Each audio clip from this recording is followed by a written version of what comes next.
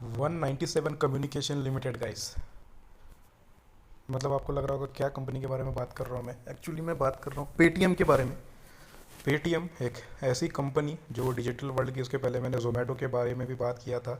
तो आज हम पेटीएम के बारे में बात कर रहे हैं। तो पेटीएम एक ऐसी कंपनी है गाइस जो कि डिजिटल वर्ल्ड में, मतलब कोरोना के टाइम पर पूरा तहलका मचाने वाली कंपनी। उसके बाद में इन्होंने डिसाइड किया कि हम हमारा जो है आईपीओ भी लेकर आएंगे मार्केट में। लेकिन आईपीओ को इन्होंने रखा भी अच्छी खासी भारी प्राइस पे। 2 मिनट के बाद में वो सारी चीज़ें भी डिस्कस कर लेंगे।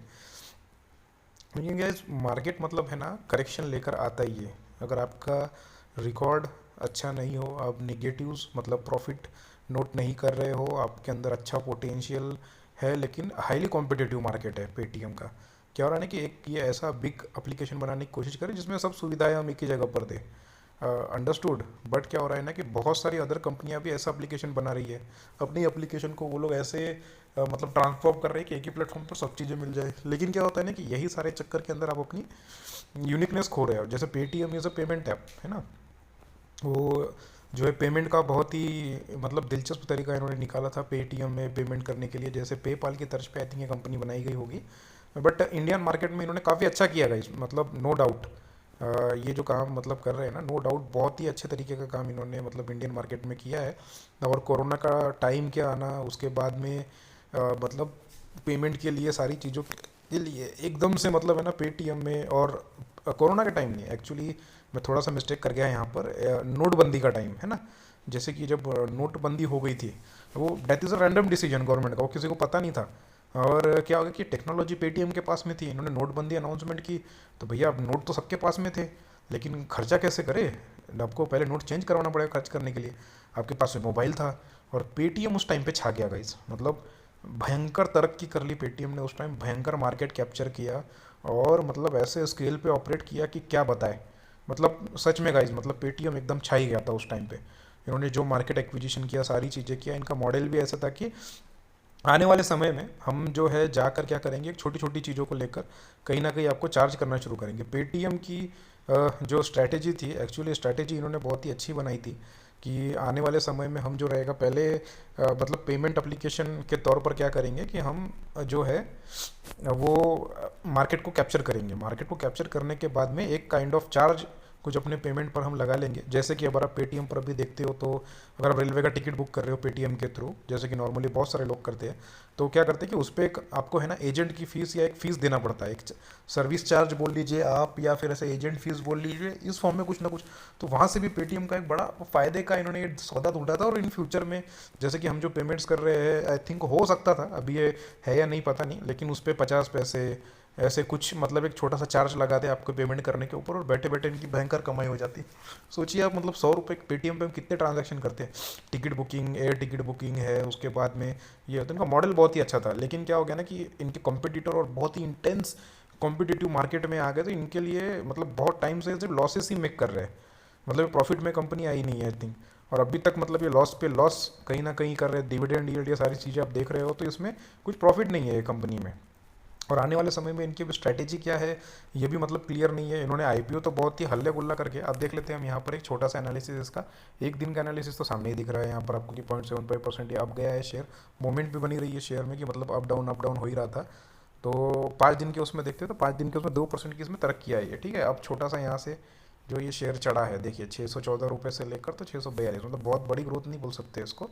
एक मंथ में भी इसने 4% की ग्रोथ की है। मतलब ये जो है 627 रुपये से लेकर क्या रेंज में घूम रहा है, 559, 560 रुपये, मतलब तकरीबन 60 रुपये से 70 रुपये की रेंज में ये शेयर जो है वो घूम रहा है।